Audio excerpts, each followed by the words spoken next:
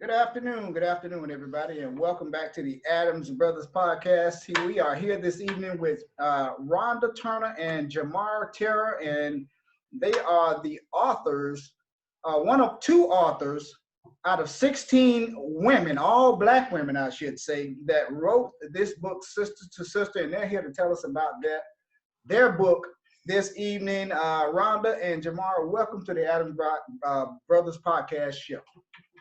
Well, we thank you for the invite. We thank you for the invite. Thank you for having us. Thank you for having us and creating a space for us to promote this great work of art. You're absolutely welcome. So let's just jump right on in. Tell us about Sister to Sister. How did it get started? I started with another group out of Atlanta, and I was in their book as I Am a Woman Empowered. And so my vision hit like, okay, I want to do an anthology book with sisters to sisters.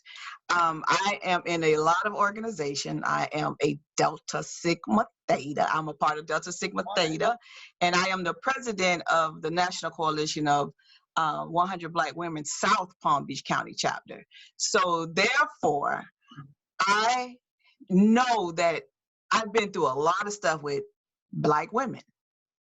And so I know we all have a story about Black women.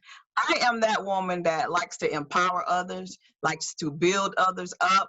And so therefore I'm like, okay, we need to tell our stories. We need to say what we've been through, but we also need to give other women a guide to how do you get past certain things?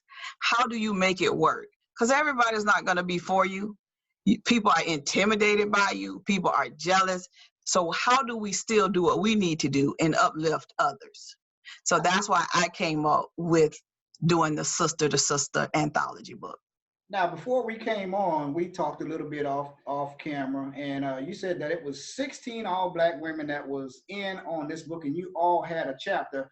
How did you come in? What did you do with your chapter, Jumorrow? What did you do? Okay, so my participation in this project is very, it's an amazing story.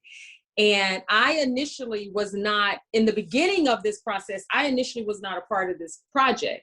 So what happened was one evening I received a call from Rhonda, my Aunt Rhonda, and she was like, hey, what you doing? Because that's how she started off. What you doing?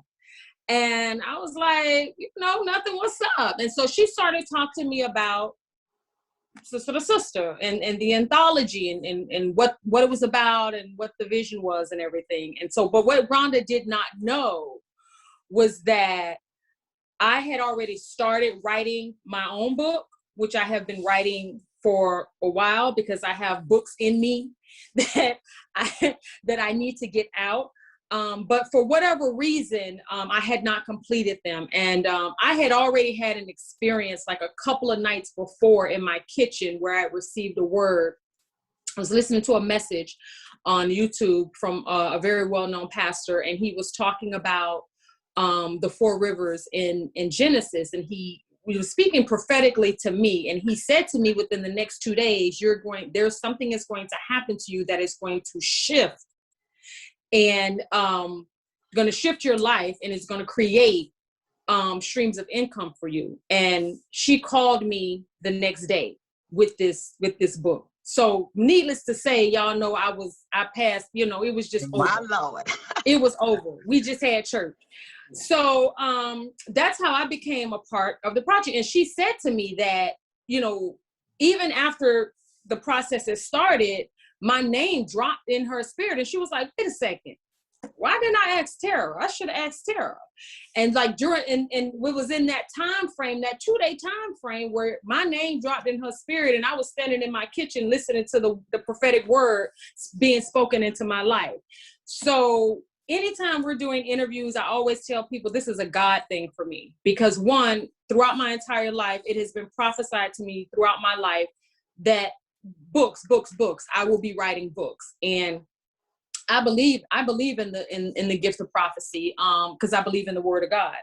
And so for me, this is a God thing. And when she first, I was like, okay, God, because I would ask God, you want me to write these books? I don't know nothing about how to write no book. I got all this information. I don't know what to do with it. And so what this did for me was this helped me do what I needed to do, and showed me that I can do what I need to do in order to get my book out. And then I actually had a meeting with the company that is actually publishing our book, and had an amazing meeting with them. And they've agreed to work with me on my own project, which is what I've already started that. But this book for me was very cathartic.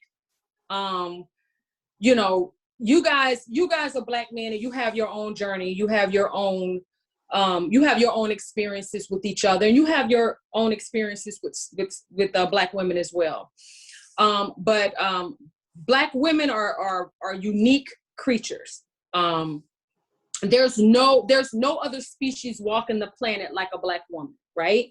We are very majestic. We are very complicated.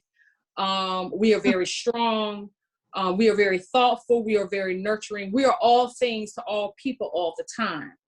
And that's what makes us that's what makes us who we are. And there are some of us that are amazing, and then there are some of us that are a mess, right? And so when we talk about this book, Sister to Sister, for me, my piece was, in the beginning, it was like, okay, 4 to 8 pages. I just finished editing my chapter, and I had 12 pages because that was my experience. So I went into this book with a level of transparency, not only just talking about my experiences, but how I also contributed to my bad experiences with Black women, and how I learned to do better. And how I throughout my journey of learning what it is to be a friend, a sister, and a mentor to another Black woman, but understanding that it's okay for you to protect your peace and protect who you are, and being a good friend does not come with you sacrificing your character, right? And so that was my contribution to the book, because I talk a lot about transparency, us doing better, talk about the false narrative, how there's a huge false narrative out there about us, about how we can't work together. This book proves that narrative wrong. You got 16 Black women, educated, smart, sharp women, came together and created this amazing piece of art. And I'm telling you, and it's not just for Black women to read, it's also for Black men to read, because you have a lot of Black men that are in relationships with broken women and don't understand what's going on and why their woman is behaving the way they're behaving. You understand what I'm saying? So you need to go ahead and pick up this guide, this manual that's going to help you get it. That was what happened. That was her problem. Now, I had to laugh about that, when you said there are a lot of men in relationships with broken women. Now, you're right about that. Yeah. They won't come out. But they're broken. But listen, they're absolutely right, though. They weren't born broken. You understand what I'm saying? We're not born broken. There are experiences and circumstances and things that happen in our lives that some women are born with a level of resiliency where certain things don't stick on them, right? And then you have some women that the things that happen to them, they carry it wherever they go, right? And so I talk about a part in my chapter where, because I did it, I would bleed on people that didn't cut me. I did it. I would bleed on people that didn't cut me, right? Because I was carrying around wounds from other people, right? I was carrying around those wounds. And then when I met somebody that meant me no harm, or that was genuinely trying to build a communication or a community of sisterhood with me, and then if I felt like they didn't measure up to a standard that I thought they should, then that wound would open up and I would just bleed all over this person that didn't cut me in the first place. Because they didn't cause that wound, right? Right. And so when I say to you, there are a lot of Black men in relationships with broken women, that is what I mean. We weren't born broken.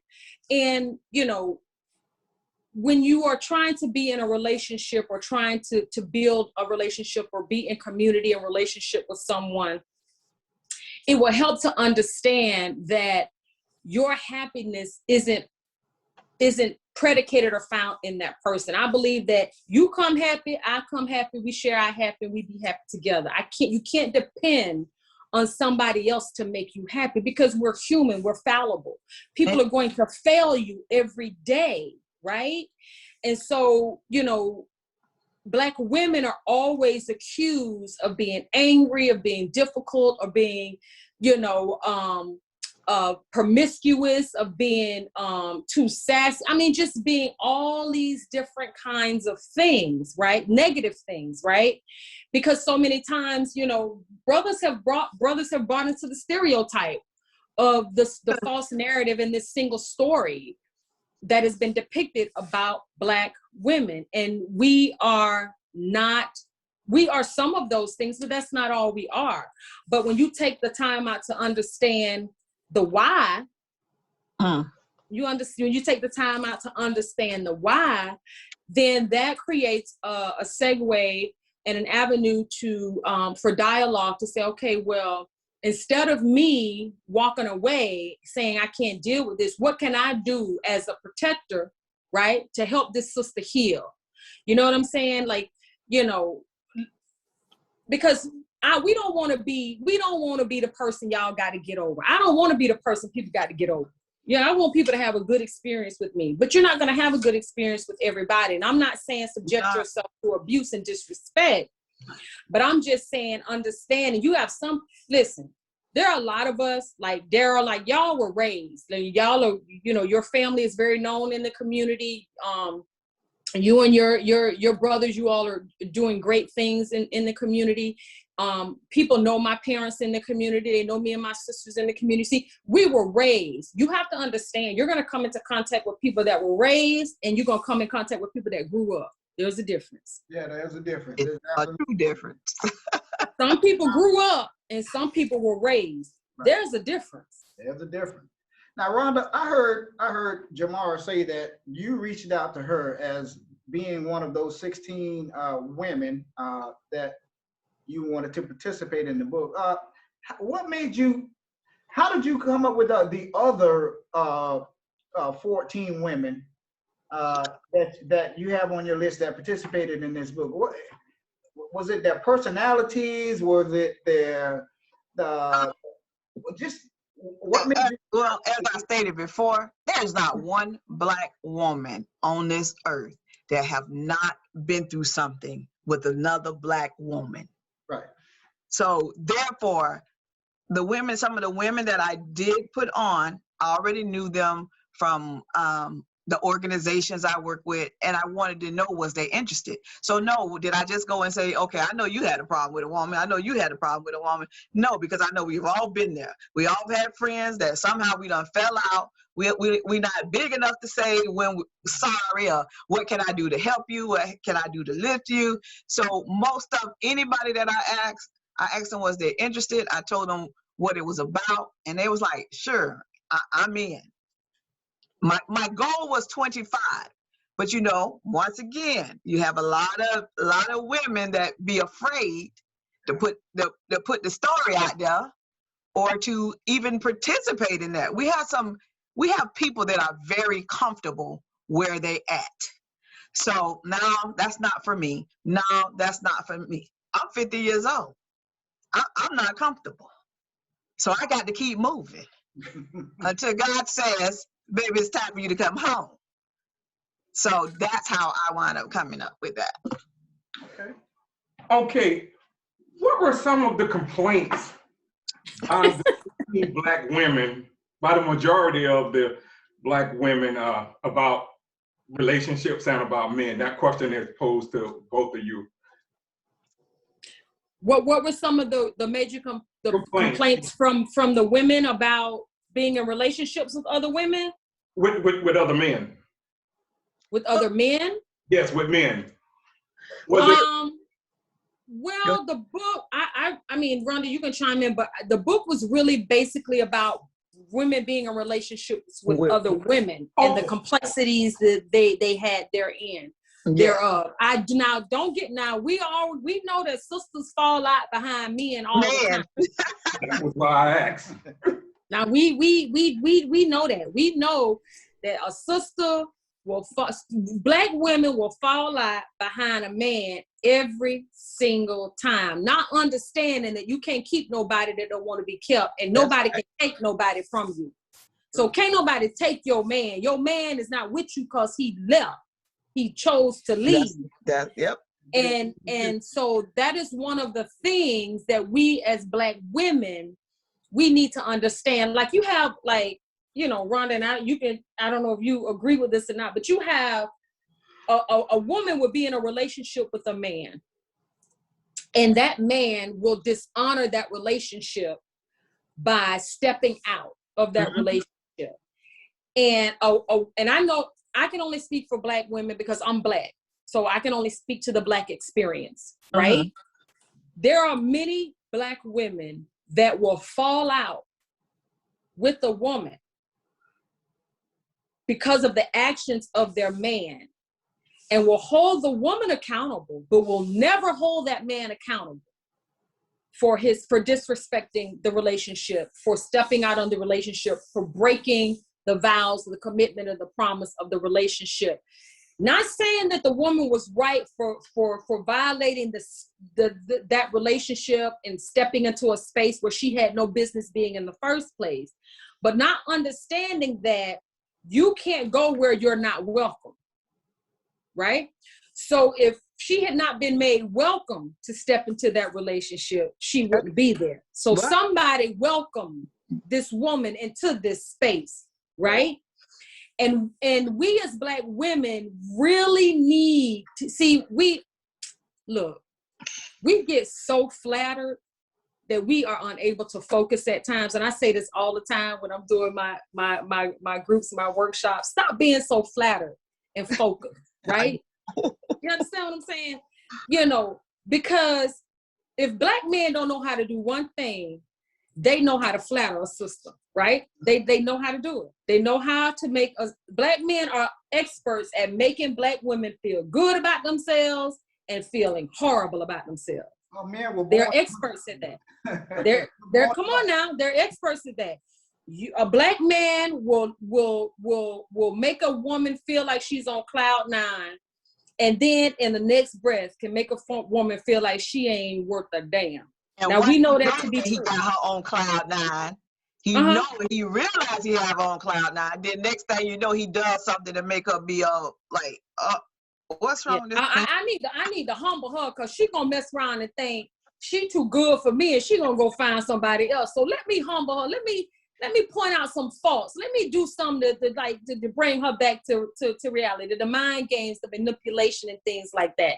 So to answer your question, one of my biggest complaints where that is concerned, when you're talking about Black women and Black men, is that, you know, everybody needs to be held accountable for their part in the deed, right? Now listen, if you ain't gonna leave, that's your business. You stay right where you at. That's your business. You stay right there with Mr. who done showed you his colors, but you continually trying to repaint him and make him look like you want him to look. But he's still, you know, showing you who is true. You go ahead and you stay right there. But my thing is with sisters, you either gonna stay and shut up, or you gonna leave and go on about your business. 2 options, right? But don't, you know, you continuously punishing a sister for something that, yes, she did wrong, but you are embracing the person that invited this sister into your sacred space. I just need somebody to make it make sense, because it don't make sense to me. it makes sense. That makes sense to y'all. Absolutely. It makes sense to y'all for when women will be out in the street fighting each other about a man, Men and do then the to get same in the thing. car with the man that they fighting about and go on with it. that just don't make no sense to me. Wait. He said what? What did you say, sir? Men do the same thing as far as that. They will fight. They want, if they catch the woman cheating, they won't confront her or deal with the problem with her. They will go and want to. And in the case of a man, they will go and inflict violence on the other man, especially in our community. Well, they want to shoot the man. They Yes. don't want to fight. Why do you think that is? Do you think it's hurt, or do you think it's ego? Both. Think it's both? It's nothing like. It has a lot to do with hurt too. A man don't want nobody trespassing on his property. Right. That's how it is. Why is it easier for the man to trespass on? Do that to a woman. But let me ask y'all a question in all seriousness. Why is it easier for a woman to forgive your transgression and move on than it is for you all to do the same? Because let me tell you something, if a black man found out his woman done did things to another man that she done did to him. It's over. Yeah. It'll never be the same again. No. So it's just easy for a man to just say, look, I'm out, I'm leaving, you know? Right. We're not very forgiving creatures, you know what I'm saying? We're not, I mean, it's like I just said, men don't want another man trespassing on his property. And when we find that out, we just shut down. It's devastating We to can a man. we can say that we'll forgive you and let's move on, but deep down in our hearts and in the back of our minds, that's not what we want. Listen, break up and say, look, I can't deal with this, you know, because if you try and make it, you know, if you try and stay there and work it out, the only thing you can think of is that next man climbing your mountain. That's it. Wayne, listen, I gotta address Wayne. Wayne, I gotta address what you just said, Wayne. I got to address it. Wayne just said that is devastating to a man. It is. Wayne! I want to say this before you even say anything, Let me give you a vision. I'm sitting at home watching TV. I'm looking at Lifetime and I see this man and this woman doing whatever. Mm-hmm. Only thing in my mind I can think about is what that man was doing with my woman. So as much as I told her that we can go on in the relationship, only thing I can think about is what this man doing and how eyes closed and whatever they doing, and that's devastating to a man. So it would be best for me, strictly speaking, if I get cheated on, it would be best for me to just break up because I know mentally I'm not gonna be able to take that. It'll never be the same. Okay. Let me ask you this. So that you say that's for you.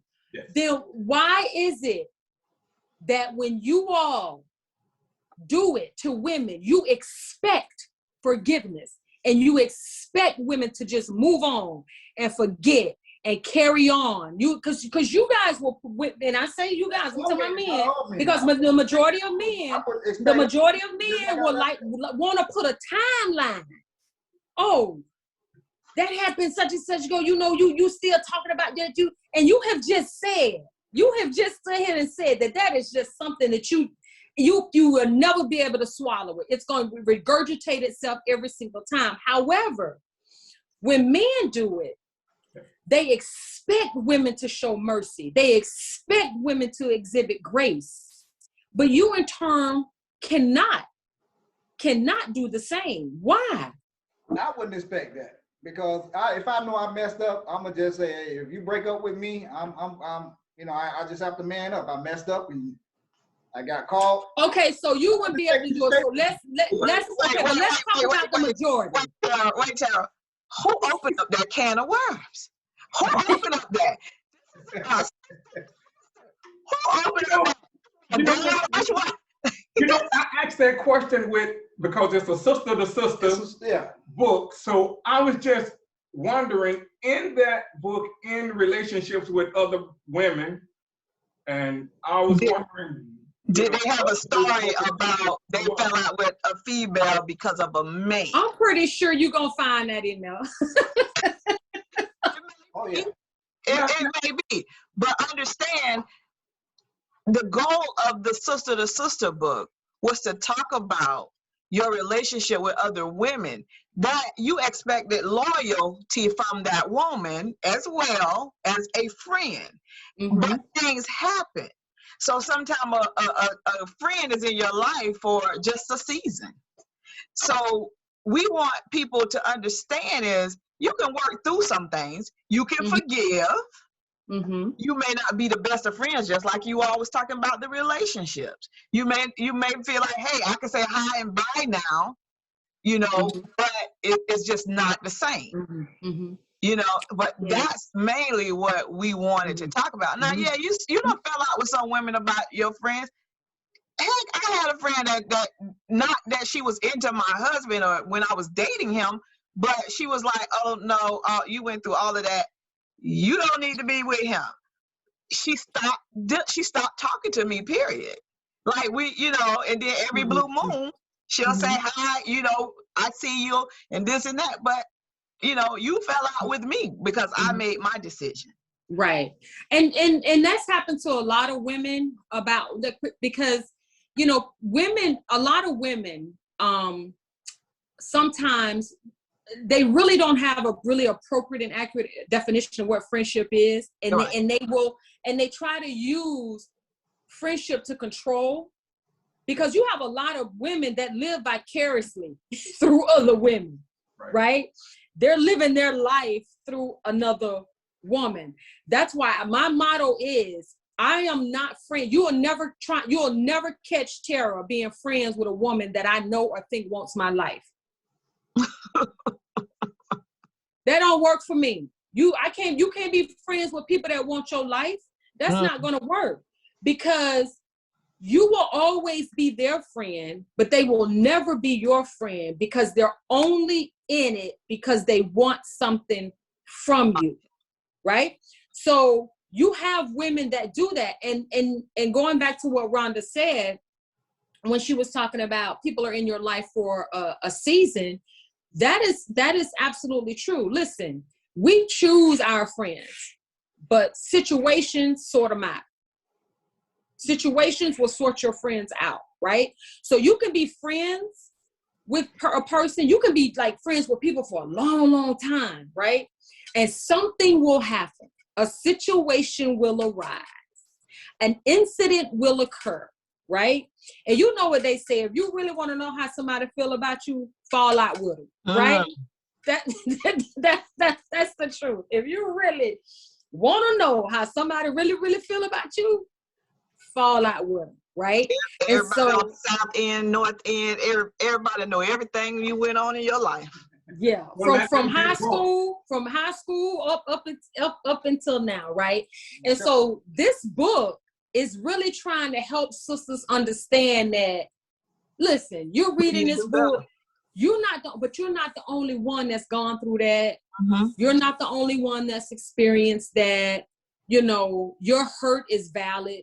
You're not crazy. You understand what I'm saying? You have a right to feel the way that you feel. However, let's help one another move on from that. Right?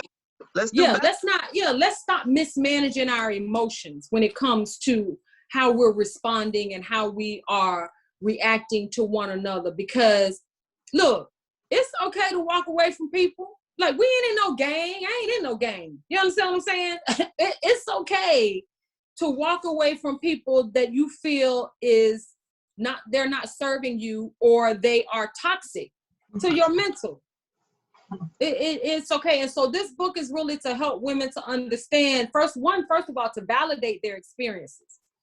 Because I believe every woman that picks up this book, Daryl and Wayne, every single woman that picks up this book is going to be able to relate in some way to all of these experiences, or any of these experiences, or one of these experiences. They're going to be able to relate. Oh, that happened to me. Oh, I wasn't crazy. Oh, so you know what? Yeah, I did the right thing. You understand what I'm saying? So this is what it's about. It's about, validity. It's about, transparency. It's about encouraging. It's about healing. It's about transparency. It's about letting sisters know, yeah, it happened to us, but guess what? That's not who you are. And I got another question too, as far as, because the book, as far as the community, what in the book, what does it address as far as women in the community? Because right now, I think women are actually the leaders in the community and are running our communities, if you ask me, because in our Black communities, you hardly see a father figure in the house. So women are pretty much running the community. So what in the book does it address about community? Well, the concept of the community piece is, say, like I told you before, I'm in the Delta. I'm a Delta, and also I'm the president of National Coalition in the South area. So therefore, I'm always doing stuff in the community. I'm always working in the community, and sometimes other women will look at you and say, oh, why are you doing that? What's that about? But I'm a community builder.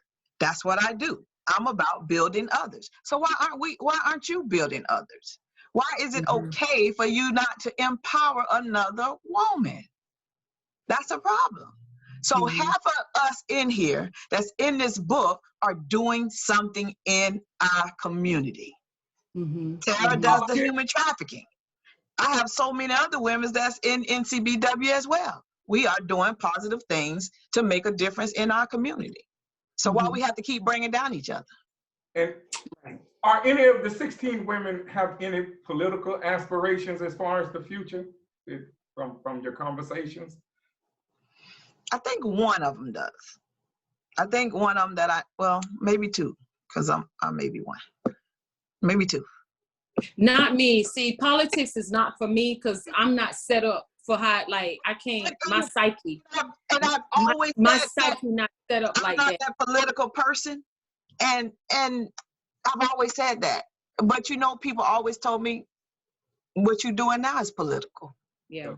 That's what I think. Everything we do is political. Yes.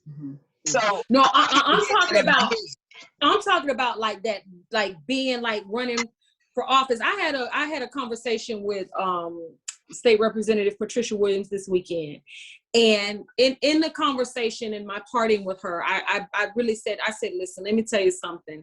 I commend you. I thank you for what you're doing, because I know what it is to stay in your lane. Cause I know, and I told her, I said, I know you catching hell on the hill. I know you catching hell on the hill. And there are people, I think, that are built for that. That's why I believe staying in your lane is very important. Those of us that are in the political arena, I applaud them. Well, those of us that are in the political arena without a selfish agenda, that are in the political arena with a genuine heart and a genuine love and care towards the people, I commend and I salute them, because I know what the fight and the struggle was for people that look like me to be able to even enter that arena. And so my conversation with her actually on this past Saturday was like, sister, I'm praying for you. I thank you. I commend you. Thank you for being in the race. And I said to her, please don't give up, because we need you there. You were built for that. I ain't built for that. You understand what I'm saying? Because somebody like me will probably get in a fight in the elevator with somebody. You know what I'm saying? Because the way you can't just say certain things to me. So I think that those of us that are in the political arena should be there. Speak your mind. That's, drop dead, then you kick your mind. Speak your mind. Yeah. So, but we can. And I was having a conversation with someone, and she was talking about how when they're in session and certain people can say certain things and it's okay. And then when they say certain, then the race lighting, oh, you're too sensitive. That they didn't mean it like that. Oh, you're taking it the wrong. So for me to answer your question, Wayne, this sister to sister, I have no aspirations. And let me tell you something. People have been trying to push me into the political arena for, I in my mind, I set up like that. Because you can't just, no, you can't do me and say like what you want to say to me. And I'm going, listen, I am a person that I stay in good trouble. You know, me working down there, that process, that state attorney's office, that's enough for me. That's all I can take. That's all I can take for the moment. I'm fighting the good fight in Broward County for our little black and brown boys and girls. trying to make it equitable and safe for them. That's all I can do right now. So this is what I'm about. Then I'm gonna say this to my niece. She says that's all that she's about. And sometimes you're gonna have to go higher to be able to save them a little bit more. So I feel the same way. I've been asked plenty of times, and I'm like, I'm not ready for that. I'm not ready because I'm like you. I'm gonna say how I feel, and they may not like it. But are we for the community? And when you're for the community, you're gonna have a couple of us that's gonna be mad and not gonna do. We're gonna be like this and that, and then we don't want her because this because of intimidation and because of jealousy. But if you are what God wants to lead His people, they can't stop you. God gonna have to pick me up like a baby and place me there. You hear me?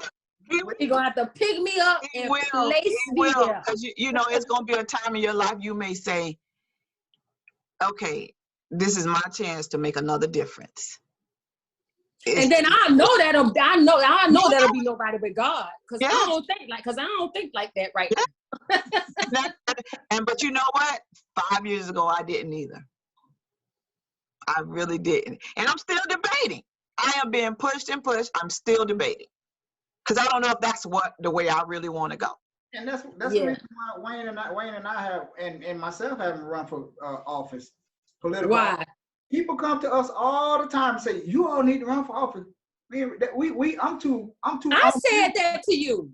I told y'all that. But why haven't y'all run? I'm just too. I'm straight up on just like you all. I'll be impeached the first day I get in there. I'll be done putting me out there. You can't have this guy now. He just nah. He ain't gonna get nothing accomplished with him on here. So that's why I ran. I won't rule it out, but right now it's not my call. That's what I'm saying. So don't run out.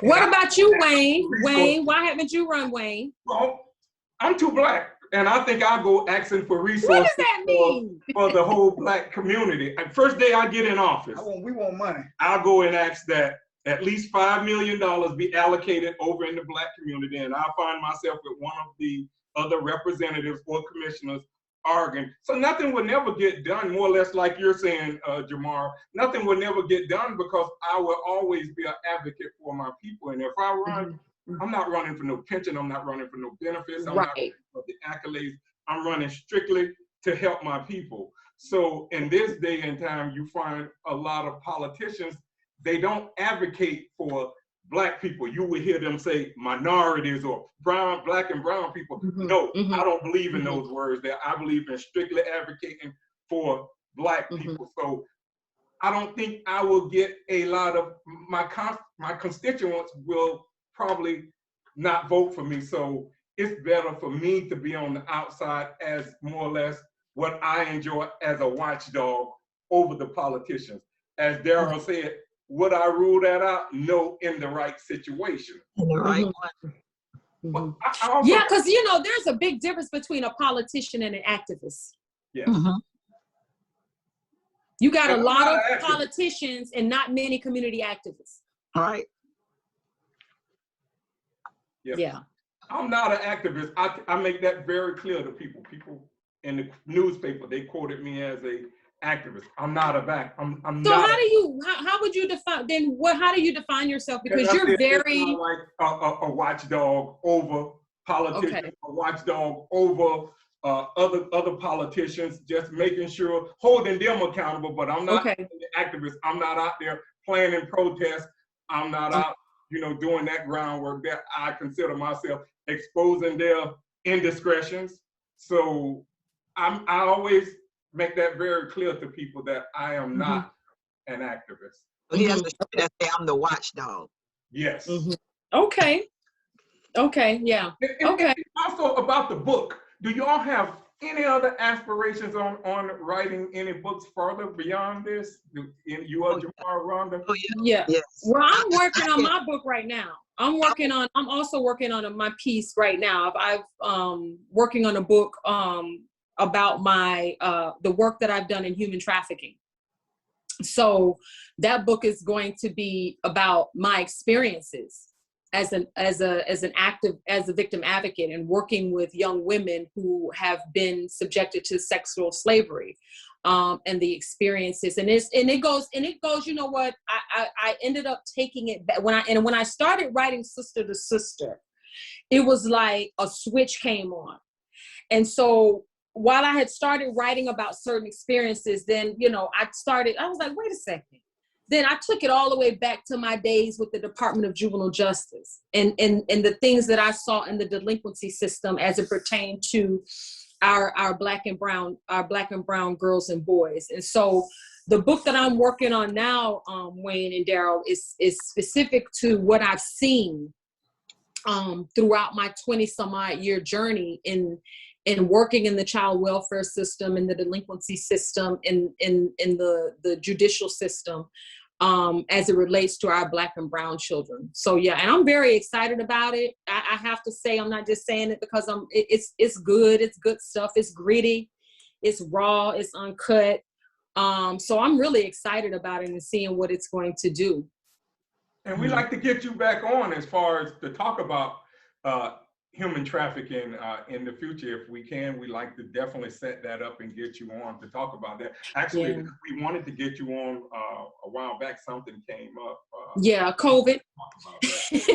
Yeah, COVID. And you, Rhonda? So this will be my second one.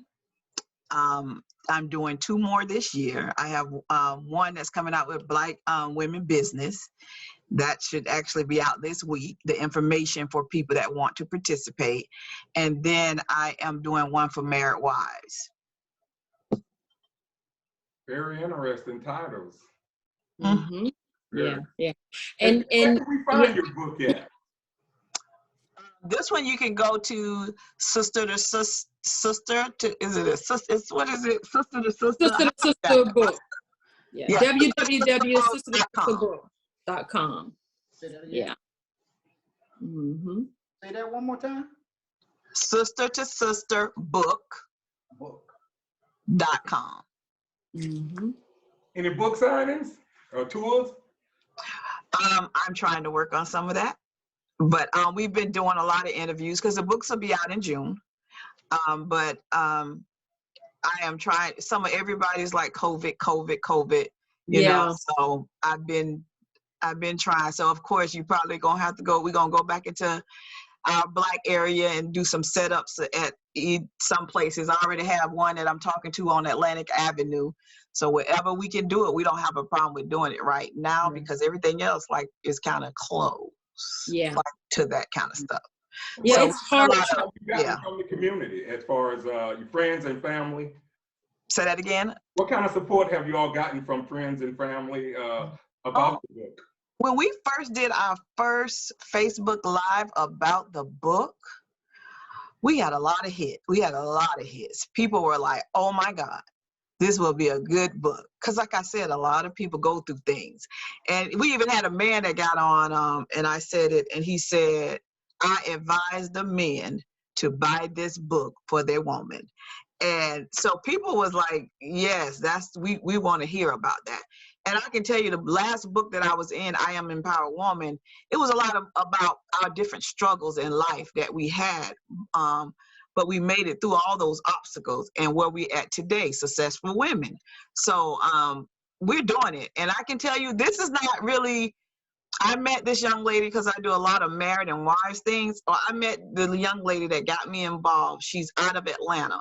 And there's not too many anthology books around here. We don't hear about people saying, okay, I'm going to do an anthology book. And I prefer to do them than anything. But I don't hear a lot of people saying, well, let me get some more Black people involved in writing. Because everybody, sometimes in their life, somebody had done said, you need to write your story. You need to put it on book. People don't know how to do that. But this lady gave us the opportunity, and every time she do an anthology book or somebody do an anthology book, somebody else wind up doing their book or their anthology book. So like in the 16 that I have, it's about 4 or 5 that's getting ready to write their own books. So we have to push other people to do those things. So we start out with our chapters, and then we can start out with our own books. Right. Yeah. So if y'all know any people that want to do it, let us know. Yeah. I'll bring them in. Yeah. Absolutely. Yeah. And we've gotten a lot of support. People have been very supportive and very positive.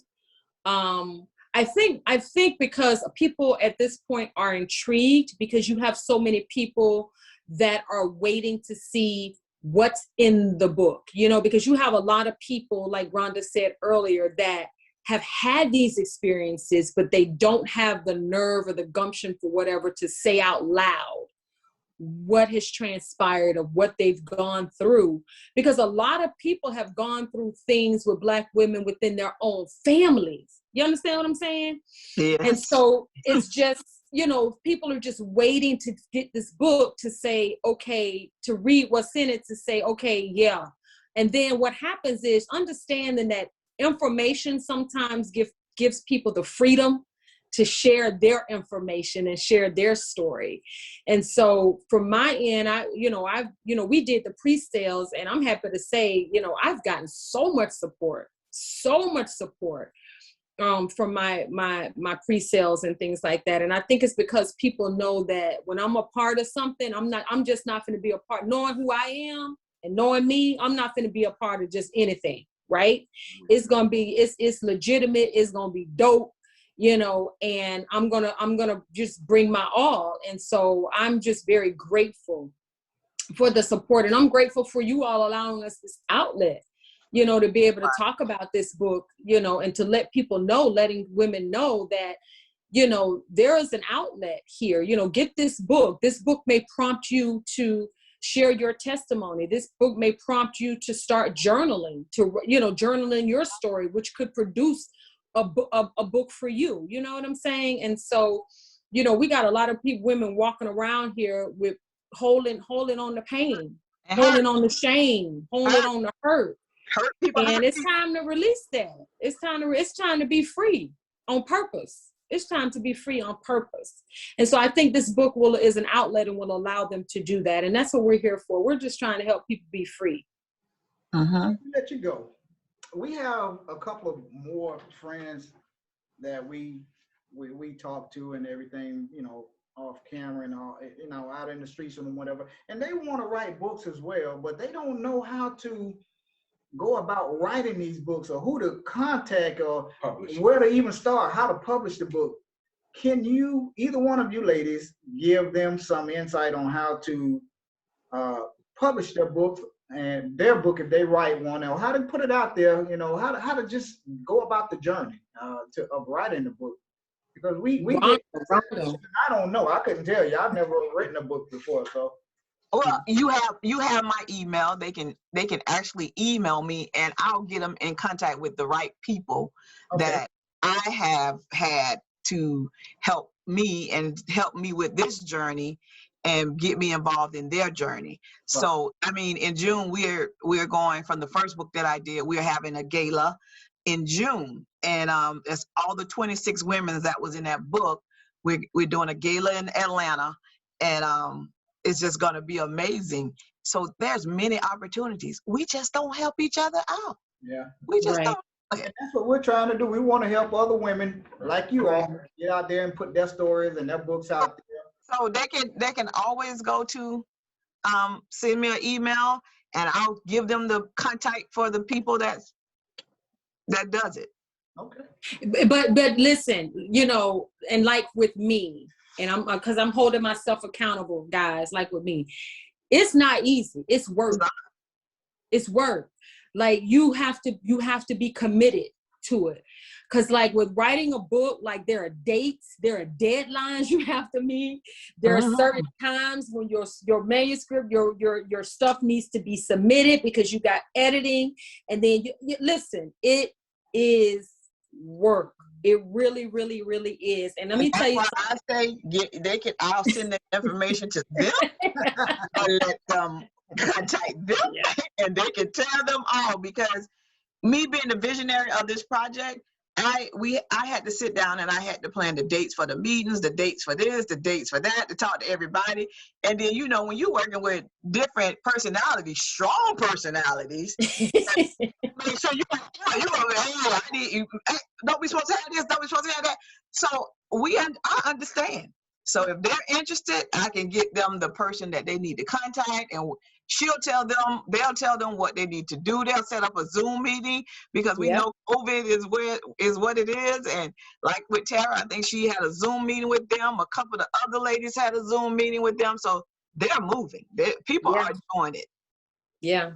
Well, if y'all ever want to have a forum or a Zoom forum or meeting, and y'all want to get the man's perspective, like y'all got here today about hurt and pain when you get cheated on, talk to me and my brother. We have a very good insight on that.